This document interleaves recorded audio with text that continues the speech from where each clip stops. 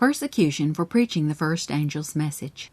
In Sweden, as in other countries, the most bitter opposition to the Reformation was from the clergy. As the Reformers gained the ascendancy and Protestantism became the state religion, they grew intolerant and oppressive. The priests of Sweden possess great influence, though their authority is limited.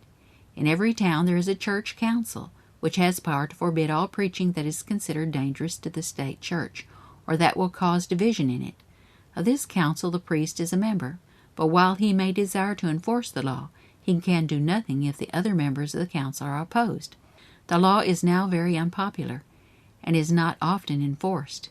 There is a strong public sentiment in favor of freedom of speech and conscience. But as we have seen, the Lutheran clergy are jealous of any influence which shall weaken their hold upon the people.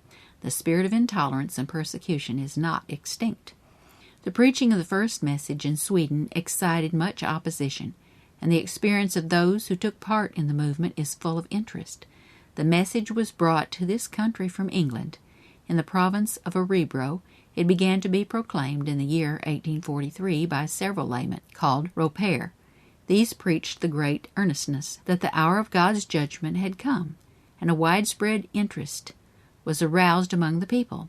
In the fall of the same year, 2 young men were moved to give the warning.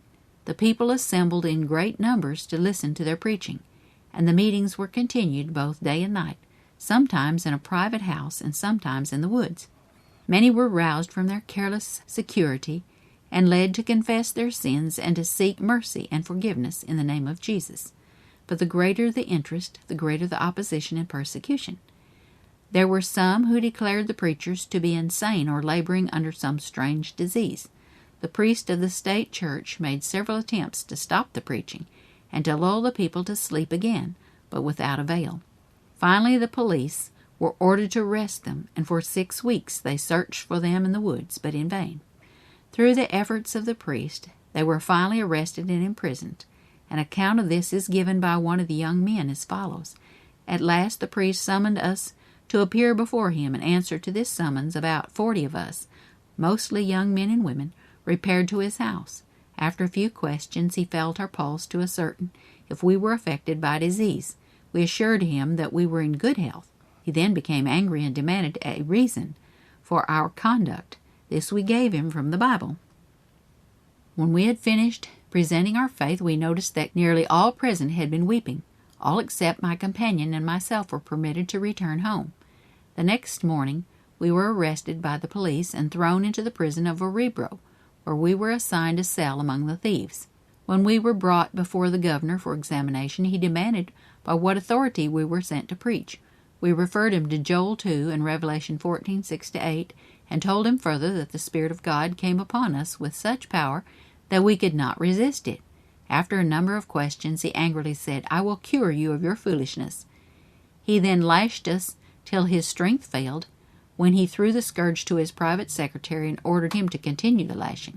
After being severely punished in this way, we were returned to our cell. The same treatment was repeated the next day.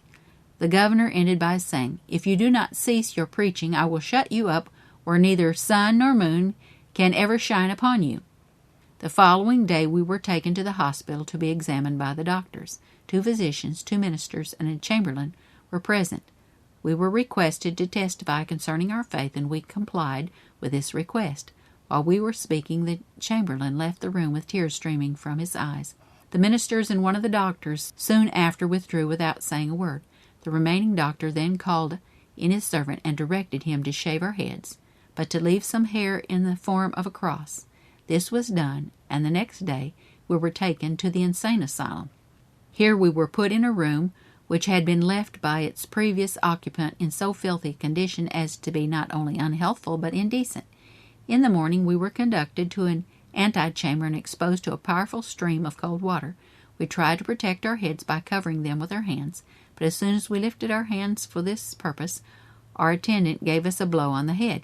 Finally, my comrade fell to the floor in a swoon, and as he fell, his crutch, he was lame, struck me in the side with such force that I also fell completely exhausted. We lay in the water until we regained our strength, when the same treatment was repeated. This done, we were again taken before the doctor, who noticed that we trembled from cold and exhaustion, and said, "I will soon warm you up." He produced a large bundle of sticks and beat us with them until he could do so no longer. On the second day after this, we were again brought out for trial, and were told that we would be scourged until we should be compelled to swear.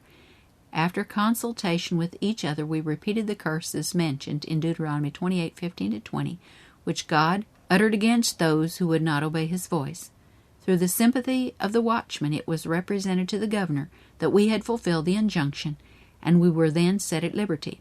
They were permitted to return home, but the harsh treatment they had received brought upon both a severe illness, which it was feared for a time would prove fatal. Both recovered, however, and afterward preached with greater power than before. Hundreds of people came to their meetings, and the neighborhood for many miles around became stirred. Many hardened and wicked persons were led to seek God, and secret sins and crimes were confessed. Efforts were made again to have them arrested, but persons who sympathized with them appealed to the king in their behalf, and secured an order that they should not be molested. From that time they continued to labor undisturbed. About the middle of the year 1844, however, the power which they had before possessed left them. The truths they had presented appeared as clear and forcible as ever, but the warning having been given, the special manifestation of God's Spirit, which had been bestowed to aid its proclamation, ceased.